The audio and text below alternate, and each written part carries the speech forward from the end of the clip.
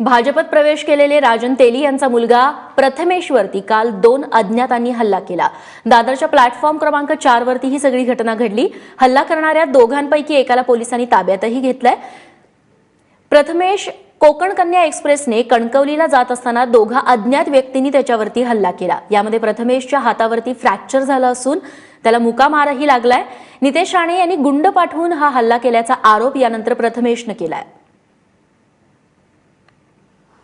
रात्री 11:20च्या सुमारास नितेश राणे यांच्या 2 कार्यकर्त्यांनी माझ्यावर 5 नंबर प्लॅटफॉर्म दादर येथे अटॅक करून त्यांनी मला जीवे मारायचा प्रयत्न केला। मला ट्रेन खाली ढकलण्याचा प्रयत्न केला। माझा हाताचं हे डिस्लोकेट झालं आहे। त्याच्यानंतर मला आतमध्ये इंटरनल इंजुरीज आहेत आणि हे सगळं आता पोलीस नोंदवून घेत आहेत।